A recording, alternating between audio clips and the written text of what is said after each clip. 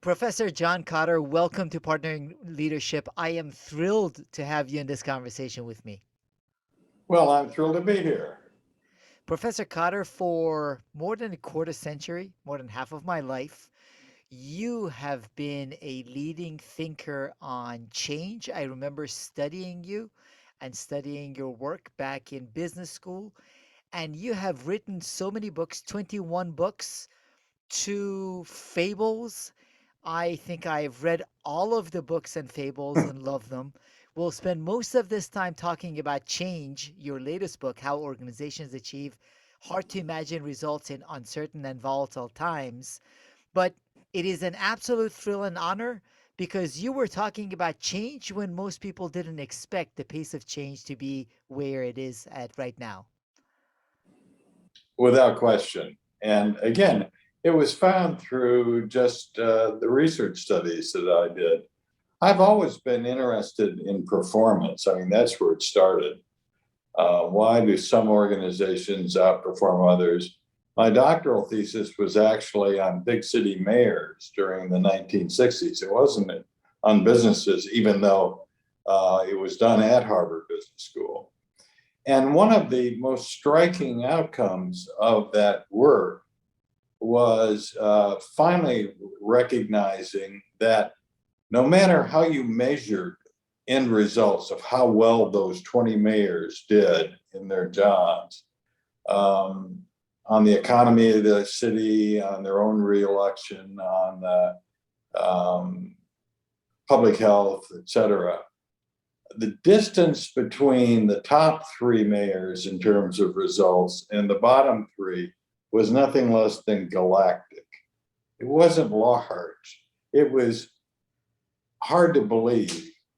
And I think that got me even more interested in trying to understand why some people ended up performing so poorly, but even more interested in how it was possible to produce results which the average, well-educated, thoughtful, intelligent observer would say are highly unlikely, if not just impossible.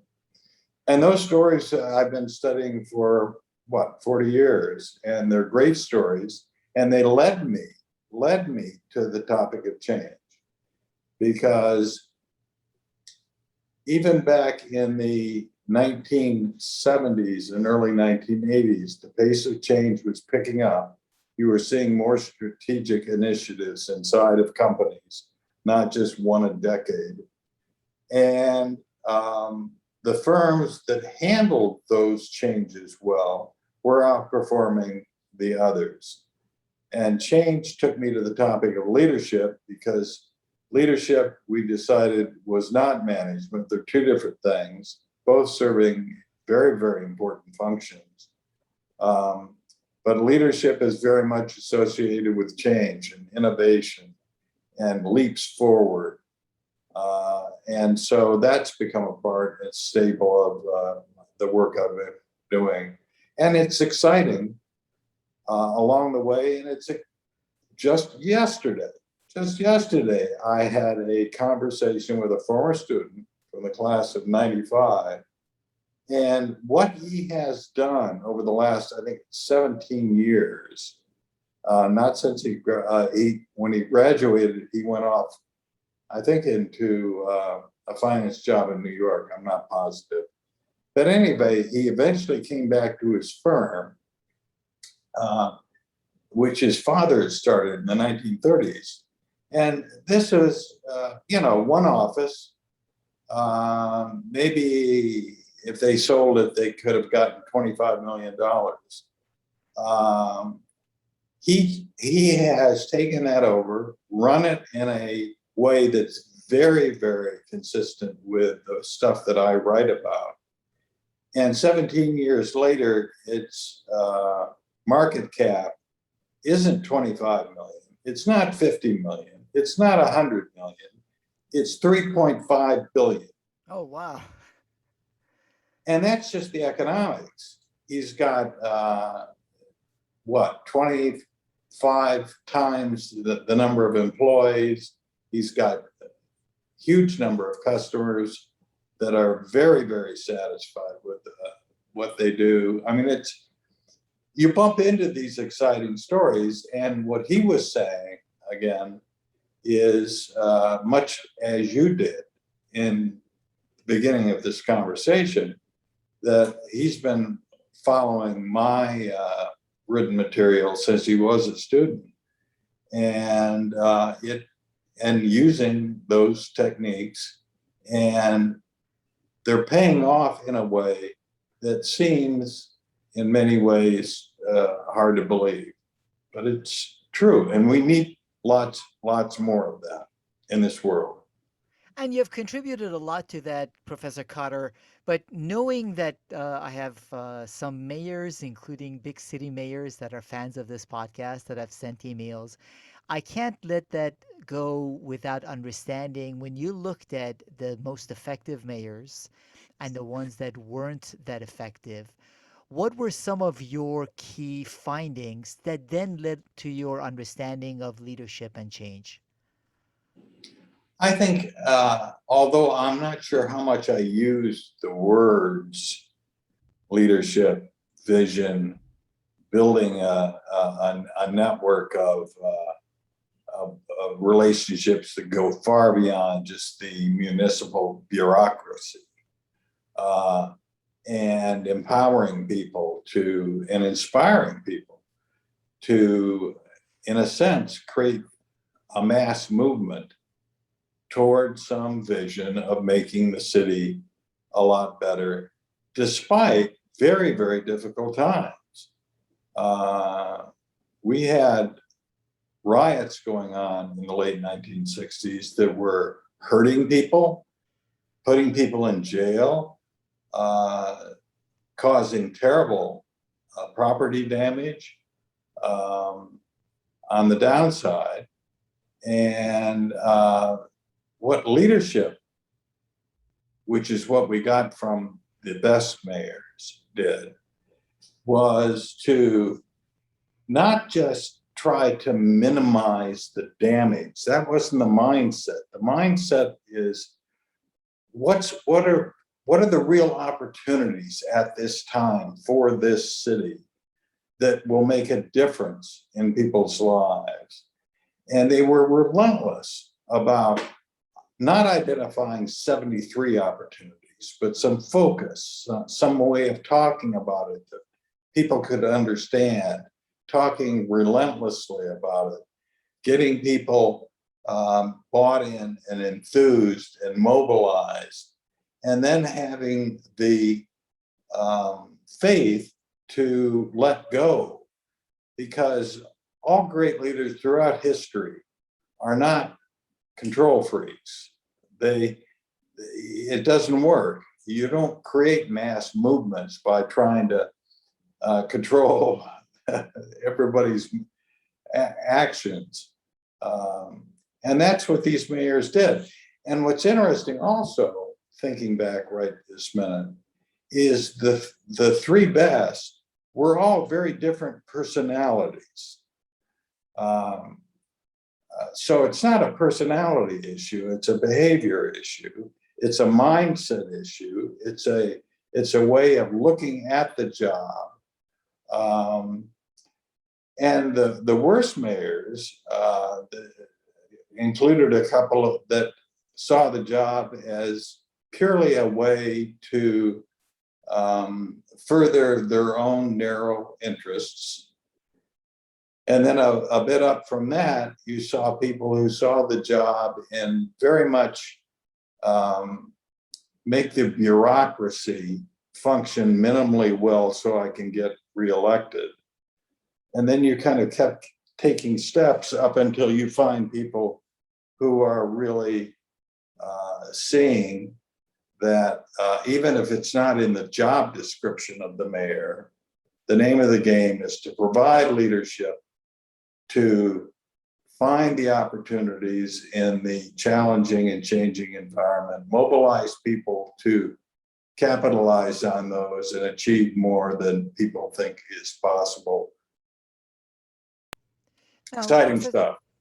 yeah, it really is, Professor Cotter. And one of the other elements that is really exciting is that in some respects you've stayed consistent with some of your messaging, but you've added more research and more information. And in this latest book, Change, you talk about the three major root systems that define the science of change. And you go into the human nature element of it more than I think you had gone into in the past. So, what role does the human nature and our resistance to change and our capacity for change play in organizational change? One of the fields of science that has come a long way in the last 20 years and has a long way to go is understanding of the human brain and the hormonal system and everything that kind of is our basic hardwiring, if you will. And 4 years ago, I started at the consulting company that I co-founded, a study group to look into that, to see if there was something that would help us go deeper in our understanding of why and how some people were able to bring about incredible changes that benefited the masses. And we decided that indeed there was something there. It was sometimes hard to find when you talk to the specialists who are neurologists, uh, because they aren't business people or don't know much about organizations. But insight number one, which has huge implications for all of us, is we all, Homo sapiens, people, have built into us a system, if you will, that's kind of like a radar that's going on probably 24 hours a day, even when we're sleeping, that's looking for threats. And when it perceives a threat, it sends out chemical information that spikes our energy level, that focuses our mind like a laser on the threat, and can get us to do really quite remarkable things very quickly to get away from that problem, to when it was originally being developed 200,000 years ago, to run away from the fabled saber-toothed tiger or whatever, and to zip up a tree at lightning speed. That system still is in us, and it is very powerful. And the average person, including myself until I did this work, totally underestimates how it plays into our lives today. Because today, that same threat radar doesn't just look for saber-toothed tigers. It looks for anything that it's been programmed to believe could be a threat to our ego, to our job, to our salary and career, to our relationships. And we live in a world today that is more complex and more volatile and more noisy than the world in which that system was developed 200,000 years ago by a factor of who knows what, 100, 200, 1,000. So what that means is, if only unconsciously, somewhere in our bodies all the time, 20 times a day, 50 times a day, there's a little system going, threat, chemicals are going out, we're feeling a little stressed as our body tries to figure out, okay, do I climb a tree? What do I do here? Now, that system still, when it works well, serves us because there are real threats in this world. Every time you cross the street, you can be hit by a bus. And there are threats on the job that are problems that need to be dealt with quickly, with energy, and with focus. The problem is the world is so noisy, and pandemics,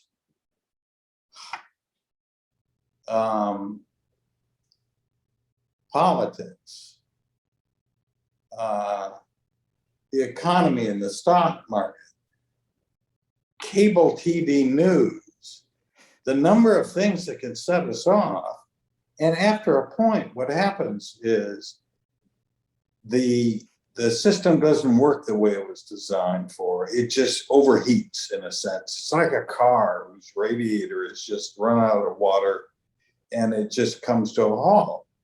And it kills our capacity to not only deal with the threat well, but more importantly, any capacity we have to look for opportunities, provide that leadership, mobilize the masses, make important things happen, it tends to get shut down. Now, the good news is we do have another system in us that is oriented toward that latter set of actions, my best mayors. It helps us as a species thrive, and it helps you and I as individuals thrive by A, looking for opportunities, B, sending out a different set of chemicals that raise our energy and make us feel excited, sometimes passionate about some issue. And as long as we can make progress, or what we perceive to be progress, on whatever that opportunity is, that energy level can stay up for a remarkably long period of time. It's not the peak and then exhaustion and you fall asleep. And understanding that those two systems, with the survived one more powerful, are at the heart of human nature, has all kinds of implications for managing people, running organizations, and the like. And you're right. The first thing that I've written about this is in the new book. And Professor Kotter, for me, this was a real lesson to be learned because over the years, your 8 steps start with creating a sense of urgency. And one of the mistakes I have made in the past, and I see other leaders make, is to create a sense of urgency based on fear, the fact that we are not going to be able to survive, or competition is getting bigger or stronger than us. And the point that you make that really resonated with me is the fact that that is exactly the wrong way of trying to create that sense of urgency, which is your step one in initiating change in the organization. Right. This burning platform idea, which when I first heard it 20 years ago, I thought, well, it kind of makes sense, you know? But it's based on, as you just said so well, raising fear, anxiety, and other kind of tension-filled, stress-filled, negative emotions. And in terms of producing change of any magnitude, which is the name of the game these days, in strategy, execution, digital transformation, restructuring, you name it, that can't possibly create and sustain the energy that's needed to make those changes happen. It produces a blip, and more often than not, because it is oriented toward, it gets absorbed by an individual, you, me, as a threat to our survival.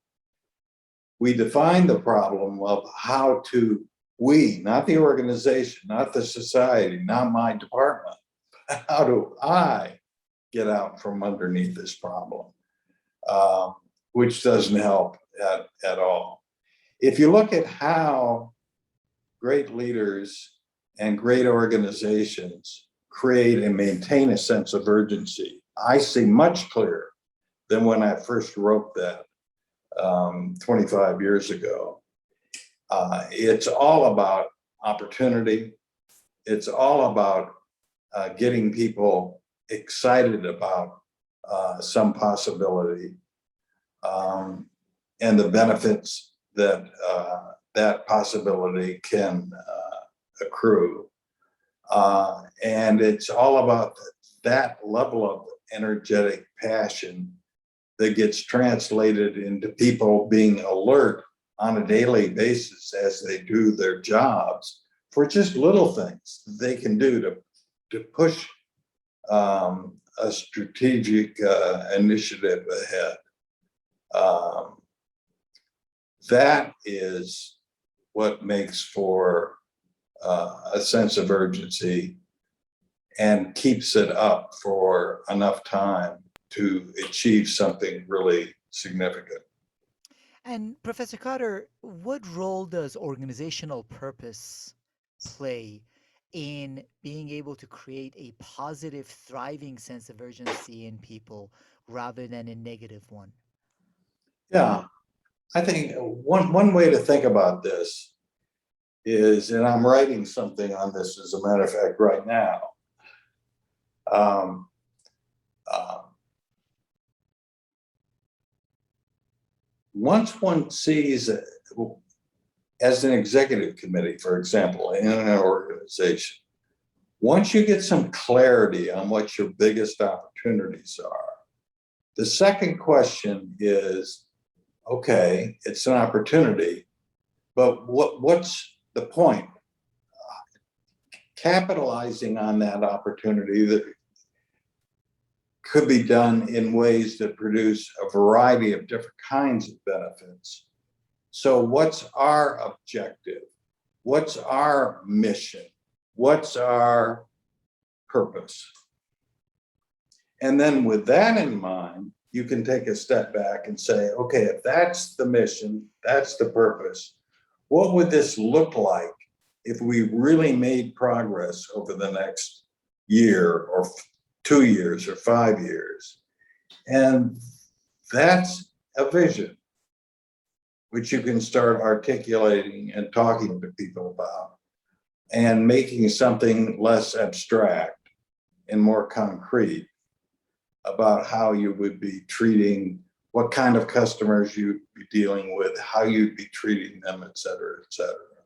So I think purpose is an important piece of it, but it's a piece that kind of sits in between opportunity and vision. I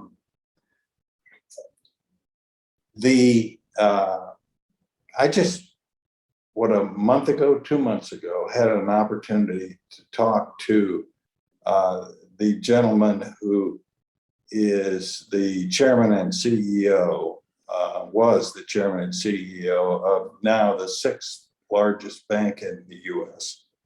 His name is Kelly King. I've not met him face to face, but I've had a chance to talk to him. He came into my life because, believe it or not, he bought close to 28,000 books for his entire staff. And nobody, the general public, unless you're in the Southeast, would not recognize the name of this company because it's a new name, a function of a merger between 2 banks in the Southeast. Truist is the new company. Yes. And in talking to him and in talking to his COO, Bill Rogers, another remarkable gentleman, when I asked them, how did you go about thinking about merger integration and where did you start? Kelly says, well, we started with purpose. And they got hit with COVID like 3 months later. But they have managed to do a remarkable job during this COVID period of bringing these two organizations together, because they didn't do what is the normal M&A game, which is you've got a checklist, of things that have to be done, and you kind of check them all off. And nobody thinks in a bigger sense or a more human sense, or recognizes the big problem that could come about, which is you've got two organizations that don't ever grow together. You never get the 1 + 1 = 3. You end up with two cultures that fight each other. And by talking about purpose and in very human terms for the entire bank, they got the M&A integration off to a terrific start, and despite the problems of COVID, have made incredible progress. So it's just a recent example I bumped into. That's a wonderful example, Professor Kotter. And the reason this was really insightful for me, and I encourage everyone to reflect on it, is that a lot of times we forget when we're talking about change and changing organizations. It's humans in human systems. It is not structural. And the mistake a lot of times people make, even looking at your 8 steps, is that they approach it as steps on a PowerPoint slide rather than Right. recognizing it's humans that need to embrace this.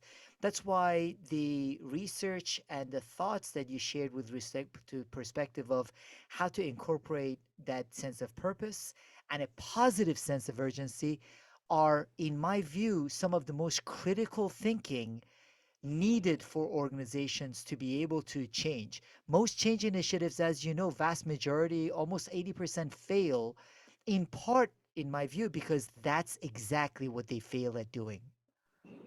There's no question.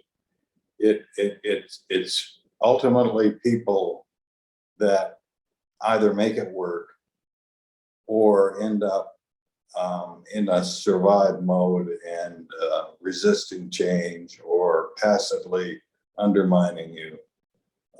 Not because they're bad people. I mean, they're just being human beings, and you're not approaching them correctly in the way you go about trying to make the change. Yes. Now, you build on that and you also talk about the challenge we have with modern organizations and their limitation. There is a management centric design that has been built at least over the past 100 years for reliability and efficiency. And those are not the designs that can take us into the future. Now, most people, I suspect, don't realize that organizations as we know them really were first built because of the Industrial Revolution and science in the late 19th century. The average business before that, before the Civil War, had maybe 5 employees. It was a farm or a small farm or a small shop. That was it. A huge business would have been a single textile mill with maybe 80 employees. That all began to change at the end of the 19th century.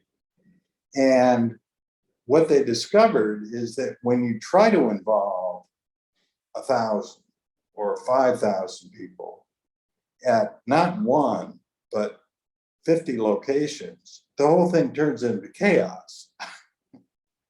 And so they had to invent, and they did invent in the late 19th century, something which today we call management.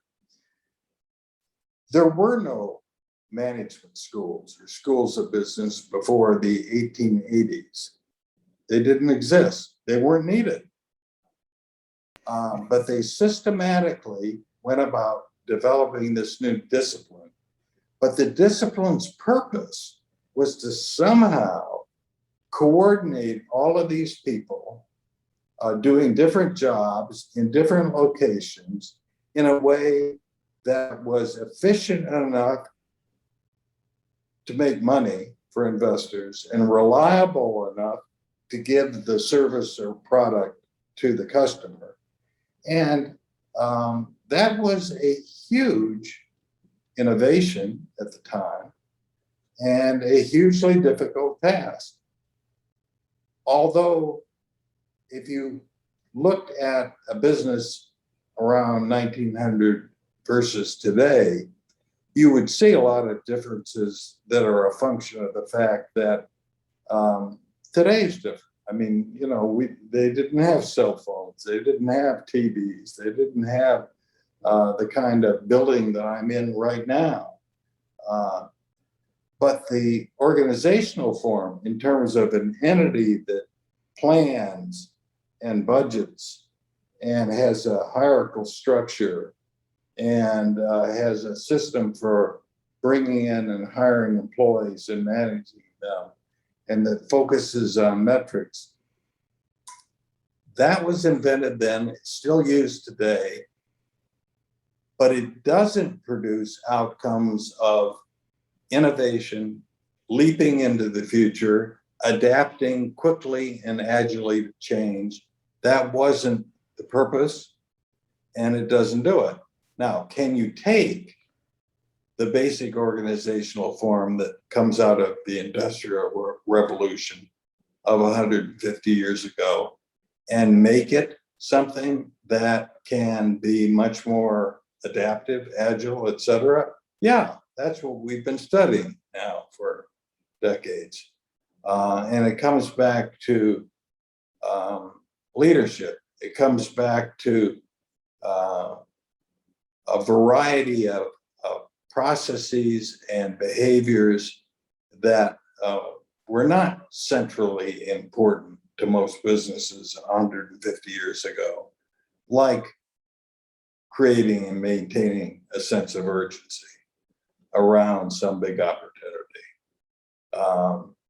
And what the great businesses are doing today, and I would say public institutions too, is they're experimenting with how to not throw away the machine that makes sure that the trains run on time, so to speak, but that they can add on another piece that can work hand in glove together with the traditional form that can be innovative and adaptive. It's more leadership than management. It's more networks than hierarchy. It's more heart and mind, not just mind or physical labor. And everybody's going to have to go that way eventually. And right now, I'm going to be talking to some people who run federal agencies in the US next week. I was just doing a prep before we started talking. And some of them have got real challenges on this. Their bureaucracies are just so slow and so slow to adapt and so survive oriented. You know, who's the next administration and what are they going to do to us? And yet, if we can't get those federal, state level, and city level bureaucracies into the 21st century, we are all going to suffer greatly. But I go back to my mayors and I can say it can be done. We've seen it. It's amazing what can be done with the right understanding of what creates change, adaptive change, agile change, to take advantage of the opportunities that always exist around you.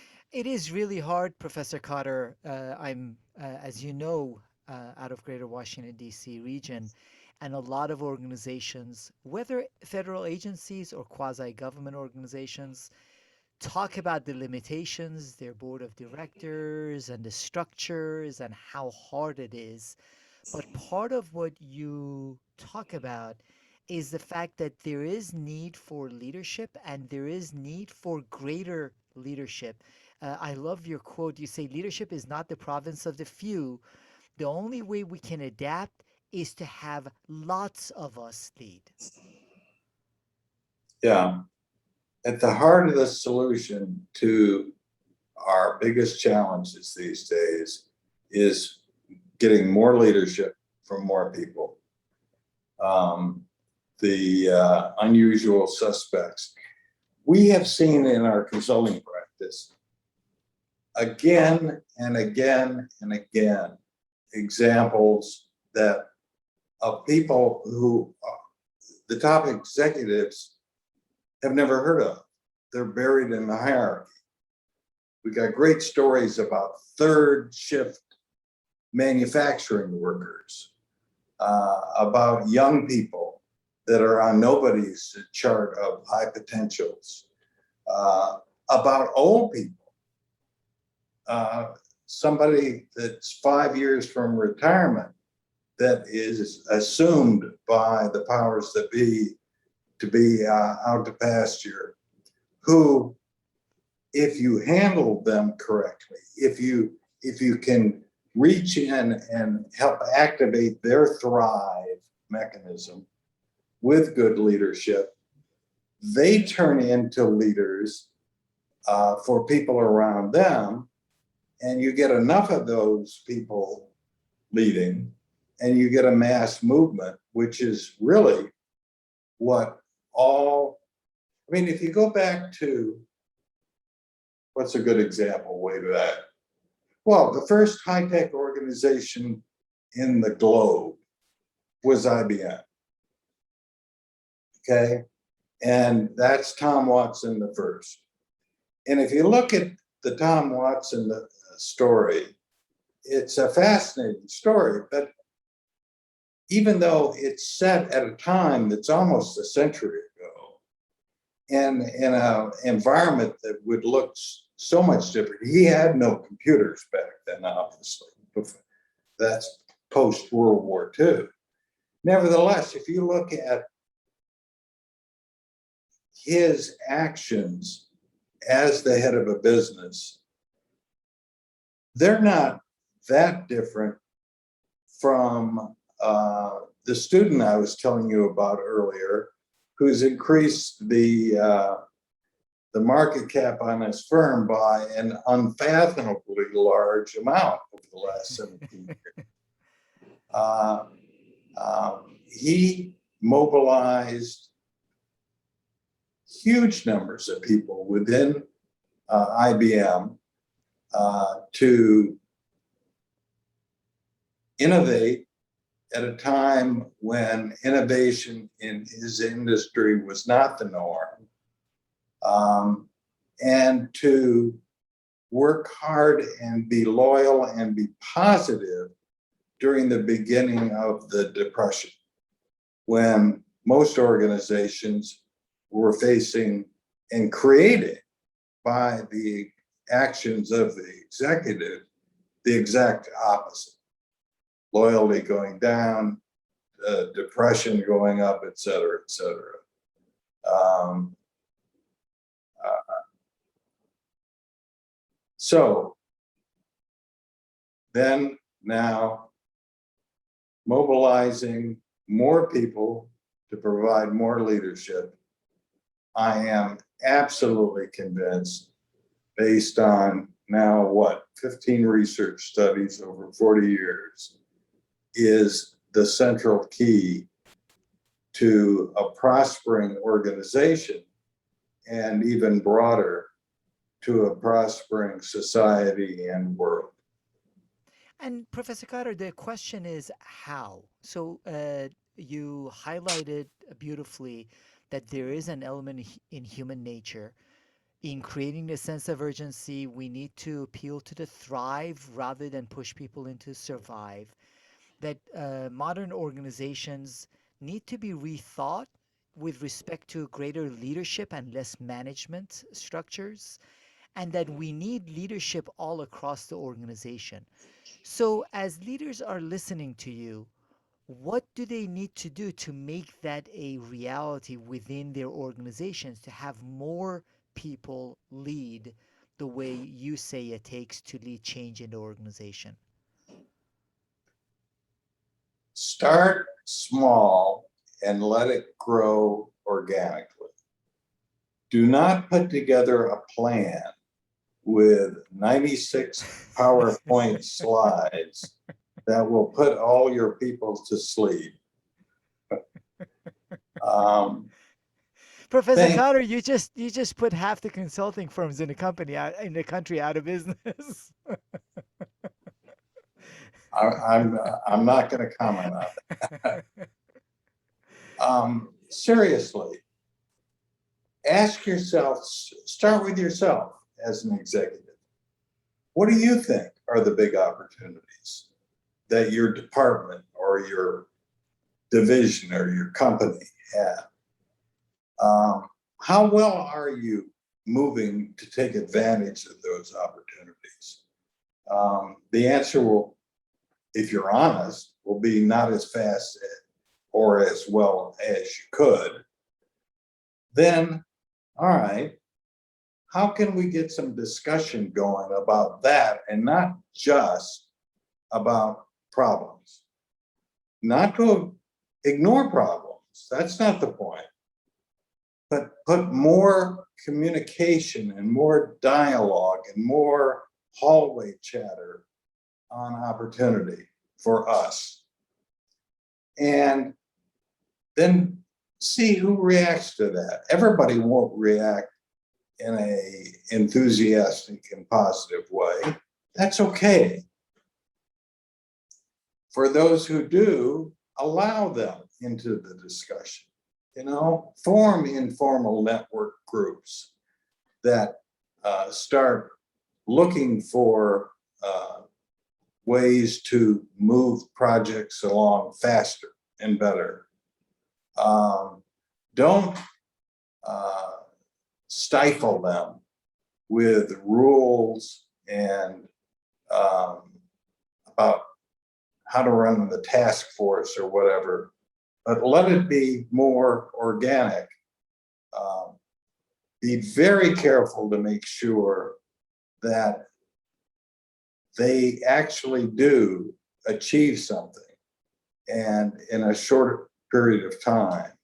One of the things that we do at the consulting firm is show people how you can mobilize a group of people in 90 days to achieve much more than they believe is possible, and how that builds momentum, creates credibility, pulls more people into this. Now you're getting kind of a mass movement around whatever the initiative is. That's what you can do. There's no reason that everybody has to be brought in at the beginning. That's just not natural. And there's no reason that it has to be hierarchical. As a matter of fact, you want a diverse innovation comes from diversity. We know that. So when we set up guiding coalitions, what we call guiding coalitions, we always want to have a senior exec and an executive assistant in them. It's awkward at first because they're not used to being in the same meeting as peers. But you can teach people to do that. And once they get used to it, it's so human, it's so natural, they like it. And they can start interacting in a new way with new information flows, better information flows, which means more innovation. The mere fact that they're doing it and it's their ideas starts to hit on the thrive side as they get more and more excited about it. And as long, again, as you guide to make sure that they achieve something you can point to, that will start to swell skepticism and start to get more people excited, you start to build and you build. And over a period of time, you go from maybe at first 3 people are providing leadership on this big opportunity to a time when hundreds or more are, with the results that follow. And you also build the capabilities to change within the organization, Professor Kotter. One of the things that you say, people say the only thing that doesn't change is change. No, things are actually changing faster. And as this rate of change gets faster, we need people to lead and be part of that change more. So, what you're talking about is developing the capability within the organization to change because it's going to be required more and more into the future. Yeah, I mean the data is so clear when you look at it. How much the rate, volatility, complexity of change, it's been going up for 200 years with a big blip in the last 50 years. And now in the last 2, of course, COVID has thrown all kinds of wild challenges at us. Uh, who knows what will be the next thing that'll produce a spike. Uh, but the curve is that way. And building change muscle, if you will, inside a firm is essential. And it can be done by actually doing it. That is to say, undertaking changes and getting better at it, learning from what we have learned about what works, letting go of old ideas, especially if they don't fit the emerging science of change, and thinking positively, which we all have the capacity to do. It's just sometimes that means turning off cable TV or cable news and some of the other noise that overstimulates the survive part of our nature. Now, Professor Cotter, a lot of people and leaders know at this point that there is no going back to a previous normal that existed. At the same time, they are uneasy with the future of work. You say don't just go back to work, go back to work better. So, what is that better work that you see in the future, regardless of to a certain extent, the pandemic just accelerated some of the changes that were happening anyway. So, what's that better future of work that you advise leaders to look to for their organizations? Well, number one, watch out for people who are selling you a blueprint of exactly the way it should be in 5 years, because nobody knows. The name of the game is learning. Okay, trying things that are intelligent, which will require change always, and leadership. Learning, evolving.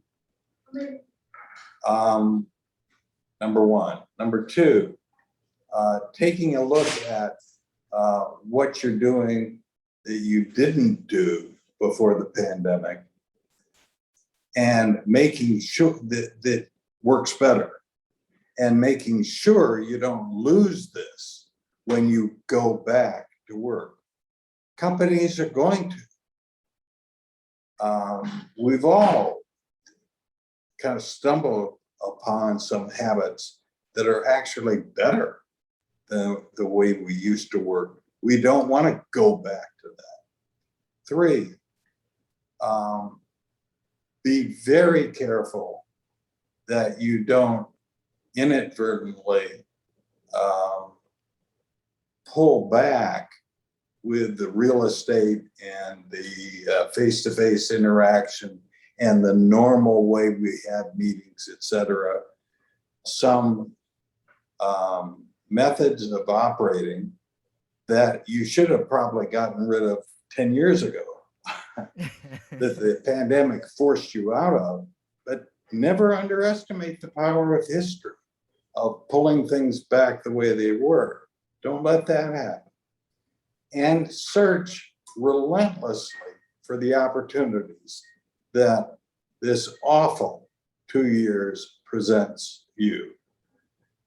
I have yet to see a business that I've had a chance to look at in any detail where I can't find at least one arena of activity that is open to them today for great promise that literally was not available 2 years ago because of the conditions then.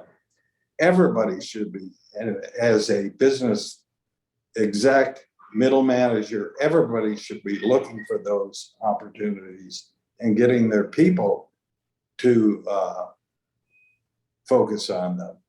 And finally,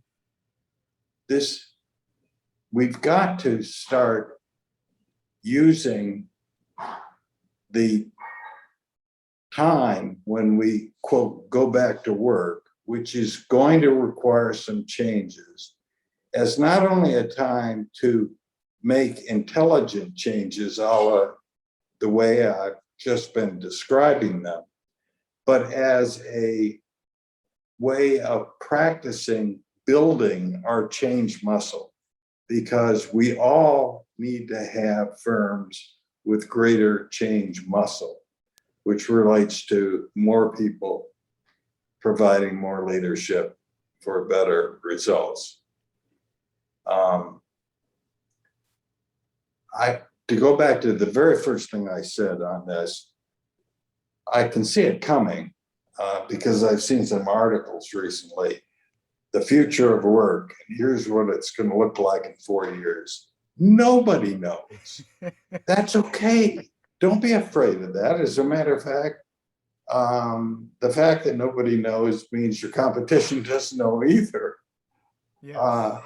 The name of the game is evolving, changing, learning, and not making negative assumptions.